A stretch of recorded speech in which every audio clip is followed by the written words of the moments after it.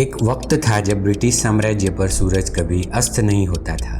सन 1952 में उस साम्राज्य के कैपिटल लंदन शहर से मानो सूरज गायब ही हो गया।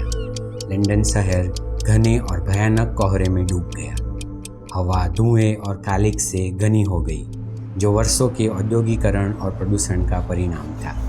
लेकिन जो चीज़ एकमात्र उपद्रव के रूप में शुरू हुई, वह जल्द ही एक घातक आपदा में बदल गई, जो इतिहास में द ग्रेट लंदन स्मॉग के रूप में जानी थी। शहर पर घने दमघोंटू कंबल की तरह धुंध छा गई। 1 फीट की दूरी भी मुश्किल से दिखाई दे रही थी। लोगों को सांस लेने में दिक्कत होने लगी। जब अस्पतालों में सांस की समस्याओं और जहरीली हवा के कारण होने वाली अन्य बीमारियों से पीड़ित मरीजों की भीड़ बढ़ गई, तो दहशत फैल गई। अराजकता और भ्रम के बीच परिवार अपने घरों में एकत्र होकर बाहर की दूषित हवा से राहत पाने के लिए बेताब थे। लेकिन घर के अंदर भी किसी न किसी प्रकार से धुंध ने रास्ता खोज ही लिया। इस तरह की बड़े पैमाने पर धुंध की घटनाओं को लंदन में पी सुपर के रूप में जाना जाता था, क्योंकि उन्होंने हवा को सूप जैसा गाढ़ा और घना बना दिया था। जैसे जैसे दिन बीतते गए, मरने वालों की संख्या बढ़ती गई और हजारों लोग घातक धुंध के शिकार हो गए। शहर अपने घुटनों पे आ गया और दुनिया मुख प्रेक्षक बन के इस आपदा को देख रही। इस आपदा के बाद शहर हमेशा के लिए बदल गया। सरकार ने एयर पोल्यूशन कंट्रोल करने के लिए नए नियम और कानून बनाए, और ये भयानक त्रासदी ने दुनिया को पर्यावरण के प्रदूषण और उससे निपटने के लिए तुरंत कार्यवाही की आवश्यकता की चेतावनी के रूप में काम किया।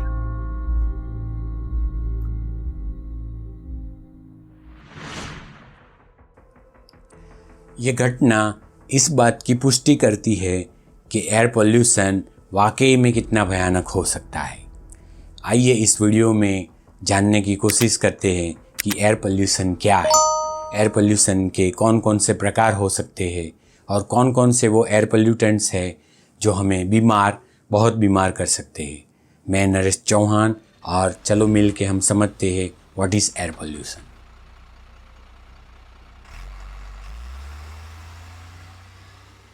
जब हवा में हानिकारक पदार्थ का कंसंट्रेशन बढ़ जाता है, जो सभी जीवों के लिए हानिकारक माना गया है, उसे हम एयर पोल्यूशन कहते हैं।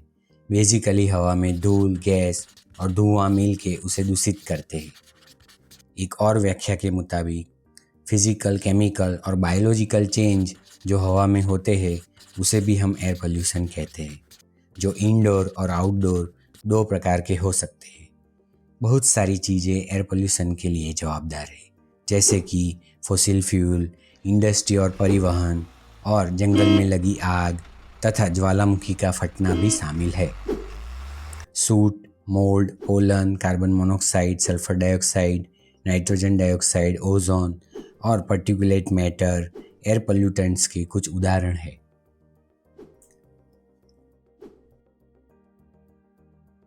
कौन कौन से हैं ये एयर पोल्यूटेंट्स? जो पोल्यूटेंट्स हैं उनको पुनः प्राइमरी और सेकेंडरी पोल्यूटेंट्स में विभाजित किया गया है। फैक्ट्री, पावर प्लांट और हमारे व्हीकल में से निकल के सीधे वातावरण में मिलने वाले पोल्यूटेंट्स को प्राइमरी पोल्यूटेंट्स कहा गया है। उदाहरण के तौर पे कार्बन मोनोऑक्साइड, गैसोलीन और डीजल जैसे फॉसिल फ्यूल के अधूरे दहन से उत्पन्न होने वाली एक जहरीली गैस। सल्फर डाइऑक्साइड, कोयला और तेल जैसे सल्फर युक्त फॉसिल फ्यूल को जलाने से उत्पन्न होने वाली गैस। नाइट्रोजन ऑक्साइड, उच्च तापमान के दहन से उत्पन्न गैसें जैसे वाहन इंजन और पावर प्लांट। पार्टिकुलेट मैटर, ठोस या तरल पदार्थ के छोटे छोटे कण जो सांस के जरिए अंदर जा सकते हैं, जैसे कि dust, smoke, soot. Volatile organic compounds, VOCs, paint, solvent और गैसोलीन से उत्पन्न होने वाले केमिकल्स। लेड एक जहरीला मेटल है जो कभी गैसोलीन और अन्य चीज़ों में इस्तेमाल होता था, किंतु अब उसके प्रयोग पे स्वास्थ्य संबंधी कारणों के कारण रोक लगाई गई है।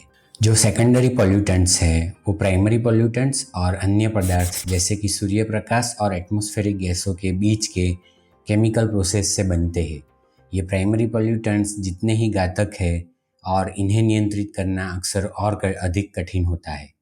ओजोन सनलाइट और नाइट्रोजन ऑक्साइड तथा वॉलेटाइल ऑर्गेनिक कंपाउंड के बीच में रिएक्शन से पैदा हुई गैस है। सल्फ्यूरिक एसिड H2SO4 वातावरण में सल्फर डाइऑक्साइड और पानी के मिलने से बनने वाला acid. Nitric acid HNO3 nitrogen oxide और पानी के बीच की प्रोसेस से बनने वाला acid. Particulate matter PM atmosphere में अन्य पदार्थों के साथ प्राइमरी पॉल्यूटेंट्स मिलकर भी पार्टिकुलेट मैटर बन सकता है। USA स्थित जो एनवायरमेंटल प्रोटेक्शन एजेंसी है वो क्लीन एयर एक्ट के तहत 6 पॉल्यूटेंट्स को रेगुलेट करती है।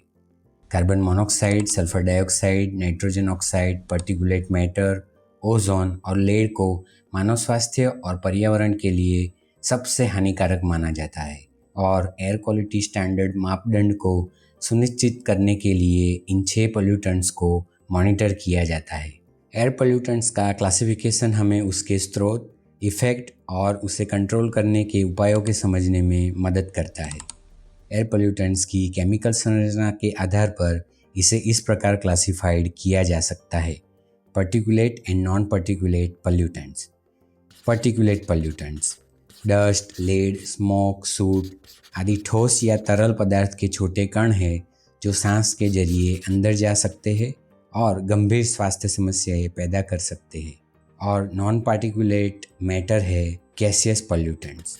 ये हमारे कमरे के तापमान पर वायु अवस्था में रहने वाले जैसे कि सल्फर डाइऑक्साइड, कार्बन मोनोऑक्साइड और सीधे सांस के साथ अंदर जा सकते हैं। बायोलॉजिकल पॉल्यूटेंट्स ये वो पॉल्यूटेंट्स हैं जो जीवित जीवों जैसे कि मोल्ड, बैक्टीरिया और वायरस से उत्पन्न होते हैं। रेडियोन्यूक्लाइड्स ये वो पॉल्यूटेंट्स हैं जो आयोनाइजिंग रेडिएशन उत्सर्जित करते हैं और मानव स्वास्थ्य के लिए हानिकारक हो सकते हैं। अब आइए समझते हैं पार्टिकुलेट क्या है। पार्टिकुलेट, जिन्हें सस्पेंडेड पार्टिकुलेट मैटर SPM के रूप में भी जाना जाता है, ये ठोस या तरल पदार्थ के छोटे कण होते हैं जो हवा में निलंबित होते हैं। SPM में विभिन्न आकार के कण शामिल होते हैं, जिनमें मोटे कणों 2.5 और 10 माइक्रोमीटर व्यास के बीच से लेकर 2.5 माइक्रोमीटर से कम व्यास वाले महीन कण, जिन्हें हम PM2.5 भी कहते हैं, शामिल होते हैं। SPM सोर्सेज जैसे डस्ट स्टॉर्म, वॉल्केनिक इरप्शन, साथ ही मानव निर्मित स्रोत जैसे वाहन से निकलने वाला धुआं, औद्योगिक प्रक्रियाएं और कंस्ट्रक्शन और डिमोलिशन एक्टिविटीज़ शामिल है। SPM के संपर्क में आने से मानव स्वास्थ्य पर गंभीर नेगेटिव इफेक्ट पड़ सकता है, विशेषकर रेस्पिरेटरी और कार्डियोवास्कुलर सिस्टम पर। SPM अस्थमा, लंग कैंसर और हृदय रोग को और बढ़ा सकते हैं या होने का कारण बन सकता है। यह पुअर विजिबिलिटी, एसिड रेन और खेत पैदाश और इकोसिस्टम पर भी असर करता है। अब हम बात करेंगे हवा में मौजूद उन केमिकल्स के बारे में जो गंभीर स्वास्थ्य समस्याएं पैदा कर सकते हैं। हजार्डियस एयर पॉल्यूटेंट्स, जिन्हें एयर टॉक्सिक्स के रूप में भी जाना जाता है, केमिकल्स का एक समूह है जो कैंसर और अन्य गंभीर स्वास्थ्य प्रभावों का कारण बनने के लिए जाना जाता है। United states environmental protection agency द्वारा 187 से अधिक ऐसे पॉल्यूटेंट्स की पहचान की गई है। यह सभी केमिकल्स को कारखाने, पावर प्लांट्स, वाहनों और उद्योगों के द्वारा वातावरण में फैलाया जा सकता है। हवा में उत्सर्जित होने वाले हजार्डियस एयर पॉल्यूटेंट्स HAP उत्सर्जन के स्थान और स्रोतों के आधार पर भिन्न हो सकते हैं। हालांकि HAPs के कुछ सबसे सामान्य उदाहरणों में शामिल है बेंजीन। बेंजीन एक कैंसरकारी रसायन है जो आमतौर पर गैसोलीन में पाया जाता है और ऑयल रिफाइनरियों, केमिकल प्लांट जैसे औद्योगिक स्रोत से भी उत्सर्जित होता है। फॉर्मल्डिहाइड एक रंगहीन गैस है जिसका उपयोग कई उपभोक्ता उत्पादों के निर्माण में किया जाता है और यह इंडस्ट्रियल सोर्स से भी उत्सर्जित होती है। मर्क्यूरी एक न्यूरोटॉक्सिक धातु है जो कोयले से चलने वाले पावर प्लांट और अन्य इंडस्ट्रियल प्रोसेस से उत्सर्जित होती है। Polycyclic aromatic hydrocarbon PAH। PAH chemical का एक समूह है जो फॉसिल फ्यूल और अन्य कार्बनिक पदार्थों के दहन के दौरान उत्पन्न होता है। वे वाहन निकास और कोक ओवन और डामर उत्पादन जैसी इंडस्ट्रियल प्रोसेस से भी उत्पन्न हो सकता है। लेड एक जहरीली धातु है जिसका इस्तेमाल कभी गैसोलीन और अन्य उत्पादकों में व्यापक रूप से किया जाता था। यह इंडस्ट्रियल प्रोसेस जैसे कि लेड स्मेल्टर और बैटरी निर्माण प्लांट से भी उत्पन्न होता है। क्लोरीन एक जहरीली गैस है जिसका उपयोग कई उपभोक्ता उत्पादकों के निर्माण में किया जाता है और यह केमिकल प्लांट जैसे इंडस्ट्रियल सोर्सेज से भी उत्सर्जित होती है। एस्बेस्टोस एक प्राकृतिक रूप से पाए जाने वाला खनिज है जिसका उपयोग एक समय में इंसुलेशंस और अन्य निर्माण सामग्री में व्यापक रूप से किया जाता था। यह एक कैंसरकारी पदार्थ है जो डिमोलिशंस और रिनोवेशंस के दौरान हवा में फैलता है। एयर पोल्यूशन जिस पैमाने पे हो रहा है उसके आधार पर इसे लोकल, अर्बन, रीजनल और ग्लोबल एयर पोल्यूशन में विभाजित किया जा सकता है। Local scale. कुछ पोल्यूटेंट्स अपने स्रोत के कारण या बहुत कम एटमॉस्फेरिक लाइफ टाइम के कारण केवल छोटी मात्रा में ही पाए जाते हैं जहाँ पे वे उत्सर्जित होते हैं। खराब नियंत्रित घरेलू और पड़ोस के स्रोत जिनमें अक्सर बायोमास ईंधन जलाना शामिल होता है। पराली जलाना डेवलपिंग कंट्री में एक गंभीर स्थानीय प्रदूषण का कारण बन रहा है। Urban scale. शहरी स्रोत से उत्पन्न होने वाले पोल्यूटेंट्स जैसे नाइट्रोजन ऑक्साइड और वाहनों द्वारा उत्सर्जित कार्बन मोनोऑक्साइड आमतौर पर शहरों के भीतर उच्च मात्रा में पाए जाते हैं, लेकिन आसपास के ग्रामीण क्षेत्रों में काफ़ी कम हो जाते हैं। इन पोल्यूटेंट्स का वातावरण में जीवन काल अपेक्षाकृत कम हो जाता है, जो आमतौर पर केवल कुछ घंटों तक रहता है। परिणाम स्वरूप कार्बन मोनोऑक्साइड को छोड़कर, जो कि लंबी अवधि तक बना रहता है, दूसरे गैसियस पोल्यूटेंट्स वातावरण में उनकी मात्रा आमतौर पर बहुत ही कम रहती है। रीजियोनल स्केल। फाइन पार्टिकल आमतौर पर 2.5 माइक्रोमीटर व्यास से कम ओजोन जैसे कुछ गैसियस पोल्यूटेंट के साथ वातावरण में जीवन काल दिनों से लेकर हफ्तों तक होता है। यह विस्तारित जीवन काल उन्हें रीजियोनल स्केल में फैलने देता है। सल्फेट कण और ओजोन जैसे पोल्यूटेंट जो लॉन्ग रेंज ट्रांसपोर्ट नामक प्रक्रिया के माध्यम से हजारों किलोमीटर की यात्रा कर सकते हैं, यहाँ तक कि इस प्रक्रिया में वह नेशनल बॉर्डर को भी पार कर सकते हैं। हेमिस्फेरिक और ग्लोबल स्केल। कुछ पॉल्यूटेंट्स विशेष रूप से कार्बन डाइऑक्साइड, नाइट्रस ऑक्साइड और मीथेन जैसे ग्रीन हाउस वार्मिंग इफेक्ट्स से जुड़े पॉल्यूटेंट्स का वातावरण में जीवन काल कई वर्षों तक लंबा होता है। परिणाम स्वरूप वे पूरे गोलार्ध में फैल सकते हैं और अंततः विश्व स्तर पर वितरित हो सकते हैं। वायुमंडल में अपनी विस्तारित उपस्थिति के कारण ये पॉल्यूटेंट्स वैश्विक स्तर पर जलवायु परिवर्तन में योगदान करने की क्षमता भी रखते हैं।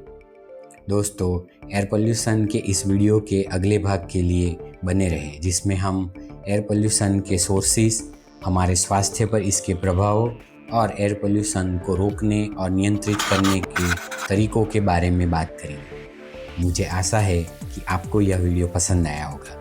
यदि हाँ, तो हमें लाइक करना और चैनल को सब्सक्राइब करना और बेल आइकन को दबाना ना भूलें। धन्यवाद।